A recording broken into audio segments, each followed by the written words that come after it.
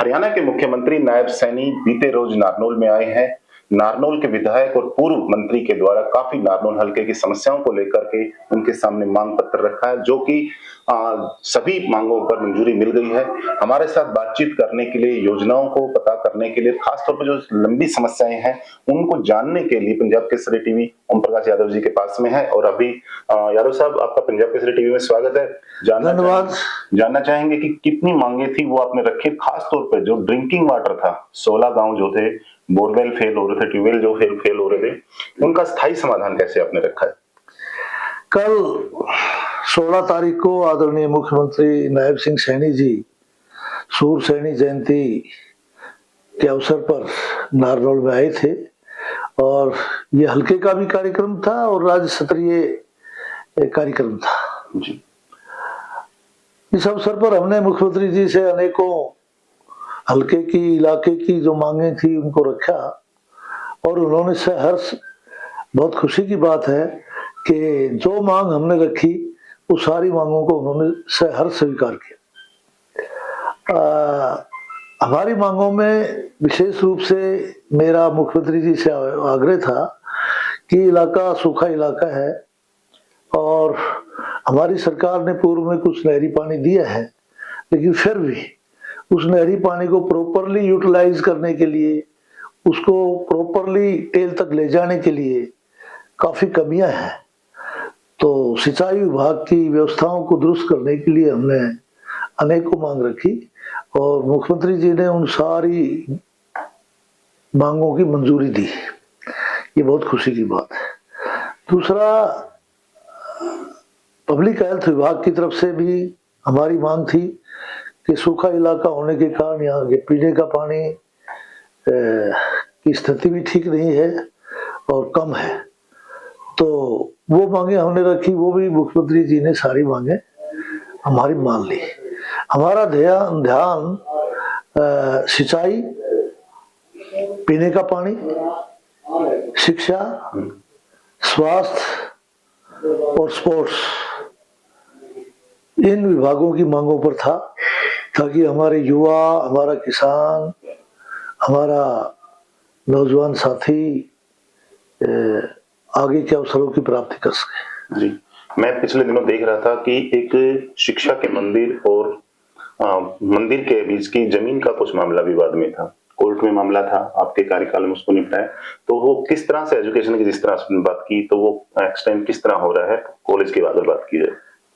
हमारे महिला कॉलेज के साथ एक मंदिर की जमीन का कोई विवाद था, उसको हमने मंदिर के पदाधिकारियों से, शहर के गणमान्य व्यक्तियों से निवेदन करके और सामंजस्य बैठाकर कोर्ट से केस को विड्रॉ करवा के और उसका समझौता करवाया है। उससे कॉलेज को कुछ जमीन मिली है, ताकि जमीन, दोनों ही मंदिर है, वो मंदिर है, वो शिक्षा का मंदिर है। और इसी बात पर जो शहर के गणमान्य लोग थे उनकी सहमति बनी और उन्होंने ये जमीन कॉलेज को दी।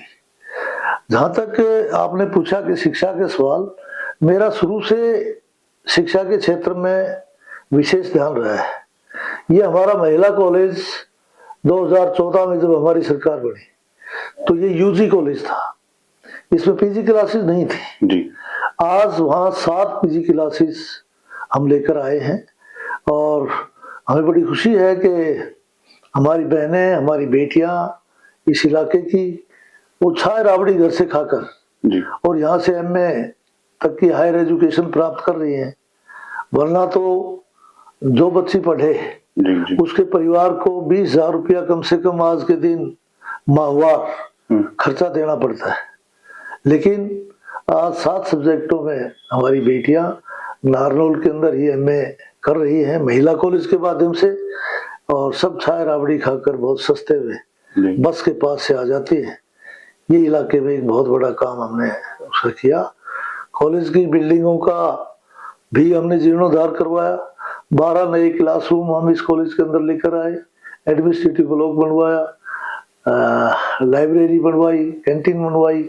इस प्रकार का सुधार हमने किया है ताकि हमारे बच्चे यहीं से पढ़कर अच्छी तरह से अपनी शिक्षा ग्रहण कर सके। बॉयज आईटीआई का भी आपने मांग रखी है, गर्ल्स आईटीआई की नई बिल्डिंग जो कि डैमेज हो रही है उसको बनाने की बात रखी गई है, खासतौर पर शिक्षक भी यहाँ पर तैयार किए जाएंगे आईटीआई। बिल्कुल ठीक है कि हमने आईटीओटी की क्लासेज यहाँ नहीं है, बिल्डिंग भी नहीं है, हमने उसकी मांग की ताकि आईटीआई में पढ़ाने वाले शिक्षक भी यहाँ तैयार हो सके, और उसके लिए माननीय मुख्यमंत्री जी ने सहर्ष स्वीकृति दी है, हमारी मांग को मंजूरी दी है। यहाँ आईटीओटी की बिल्डिंग भी बनेगी और आगे शिक्षक भी यहीं ट्रेंड होकर के निकला करेंगे जो पूरे प्रदेश में पढ़ाने का काम करेंगे।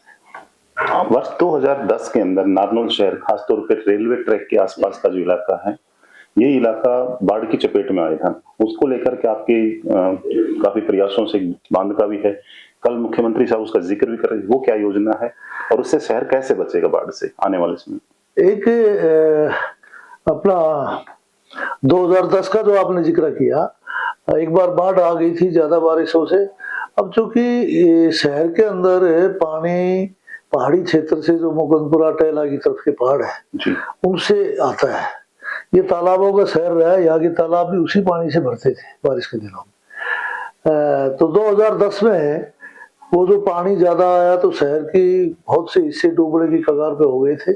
फिर एक गाइड बांध बना था जी, जो टेला की पहाड़ियों से लेकर मांदी कोजिंदा की नदी जी कृष्णावती नदी तक बना था, ताकि आगे से अगर कभी फालतू पानी आ जाए तो ये पानी इसके जरिए कृष्णावती नदी में चला जाए। अब काफी साल उस बांध को बने हो गए तो हमने 5 करोड़ रुपए उसके मंजूर करवाए हैं। कल माननीय मुख्यमंत्री जी ने घोषणा की है, उसमें उस बांध की दोबारा से छटाई होगी और इस बांध को पक्का भी किया जाएगा। अंदर की तरफ पिचिंग हो जाएगी, ऊपर इस पर डेबरेज वगैरह पड़ जाएगी ताकि आने वाले समय में बारिश वगैरह से उसको कटाव ना हो।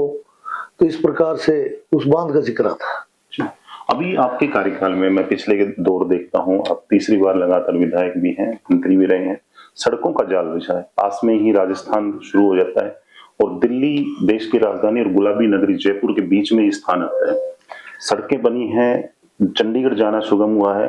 अभी बाईपास का छोटा सा टुकड़ा बचा हुआ है, सिंघाना रोड की तरफ से हम देखते हैं, NH11 से 148B वाला। ये कब तक शुरू होगा, किन कारणों से अटका हुआ है, कहाँ आप किस पायदान पे खड़े हैं? इसकी सैद्धांतिक रूप से मंजूरी मिल गई है। 50-50 शेयर के आधार पर ये रोड बनेगा। 50% लागत हरियाणा सरकार देगी और 50% केंद्र सरकार को देगी। और इसके लिए मैं चौधरी धर्मवीर जी जो हमारे सांसद हैं उनका और राव इंद्रजीत सिंह जी का धन्यवाद करता हूं कि उन्होंने काफी कोशिश करके और केंद्रीय मंत्री नितिन गडकरी जी से इसको मंजूरी दिलाई है, हरियाणा के मुख्यमंत्री जी से भी मंजूरी दिलाई है। इसके लिए मैं उनका धन्यवाद करता हूं और वो सैद्धांतिक रूप से इसकी स्वीकृति मिल गई है, जल्दी इस प्रकार ये शुरू हो जाएगा। जी, आपसे एक अंतिम क्वेश्चन जानना चाहूंगा कि जो अहिरवाल इलाका है, जो नारनौल मुख्यालय भी है यहाँ जिला महेंद्रगढ़ का, यहाँ पर देखें कि वीरों की भूमि कहा जाता है। शायद ऐसा कोई गाँव हो जहाँ शहीद की प्रतिमा ना हो, कि वो इस बात की मानगी है कि जो भी युद्ध है देश पर आपदा आई है, यहाँ किरण बहादुर आगे रही है। लेकिन यह मेमोरियल कॉलेज की जिस तरह मेमोरियल जो स्थल बनना था वो कहाँ स्थिति में है, क्योंकि आप लंबे समय से भी प्रयासरत रहे। और दूसरा, एक शहीद के नाम पे स्वतंत्रता सेनानी इंद्रजीत इनके फादर साहब के नाम पर, तुलाराम जी के नाम पर जो मेडिकल हॉस्पिटल जो बनना है उसकी मंजूरी कल मिली है। इन दोनों चीज को आपका दृष्टिकोण क्या है, किस पायदान पे देखें सर? ये ठीक है, ये वीरों की और बहादुरों की धरती रही है और आज भी भारतीय फौज के अंदर हर 10वां जवान हरियाणा का है जी। तो और हरियाणा के अंदर भी यदि आप देखें तो हर चौथा जवान दक्षिणी हरियाणा जिला महेंद्रगढ़ और रेवाड़ी का है जी। तो यहाँ एक शहीद स्मारक बनाने की हमने मांग की हुई थी और वो सैद्धांतिक रूप से हमारी मंजूर है। आने वाले महीने और 1.5 महीने के अंदर उसकी आधारशिला रख दी जाएगी और वो शहीद स्मारक राव तुलाराम जी के नाम से नसीबपुर में बनेगा। उसकी सैद्धांतिक रूप से स्वीकृति हो चुकी है। कुछ तकनीकी कमियों के कारण कल उनका शिलान्यास नहीं हो सका। वो लगभग 1 महीने के अंदर उसका हो जाएगा। जहाँ तक संबंध है कोरियावास मेडिकल कॉलेज का, इसका नामकरण चवन ऋषि के नाम से कर दिया गया था। हमारी मांग थी कि इसका नामकरण राव तुलाराम के नाम से किया जाए, क्योंकि ये क्षेत्र राव तुलाराम की कार्यस्थली रही है और सरकार शहीदों के नाम पर ऐसी संस्थाओं के नाम रखती रही है, तो यहाँ भी ऐसा रखा जाए। लेकिन कल फिर इस बात का आदरणीय मुख्यमंत्री जी ने इस कॉलेज के अंदर जो मुख्य अस्पताल है, जहाँ ओपीडी वगैरह लगेंगी, जो इलाज होंगे, उस अस्पताल का नाम राव तुलाराम के नाम से रखकर कल इसकी घोषणा की है। उसके लिए भी हम मुख्यमंत्री जी का धन्यवाद करते हैं। जहाँ हमारी उन्होंने और सारी मांगे मानी है, वहाँ इस मामलों को भी सुलझाने का उन्होंने काम किया है। बहुत बहुत शुक्रिया यादव साहब हमसे बातचीत करने के लिए। ये थे नारनौल के विधायक ओम प्रकाश यादव जी, जिन्होंने काफी बारीकी से बताया है कि किस तरह की योजनाएं हैं, किस तरह की समस्याएं थी, जिनका इन योजनाओं के माध्यम से समाधान होगा और जल्दी योजना पाइपलाइन में उठती हुई धरातल पर नजर आएंगे। कैमरा पर्सन भूप सिंह के साथ भालेंद्र यादव, पंजाब केसरी टीवी, नारनौल। हमसे जुड़े रहने के लिए हमारे YouTube चैनल को सब्सक्राइब करें और नई वीडियो की नोटिफिकेशन के लिए बेल आइकॉन को दबाएं। अगर आप ये वीडियो Facebook पर देख रहे हैं तो लाइक जरूर करें और ज्यादा से ज्यादा शेयर करें। धन्यवाद।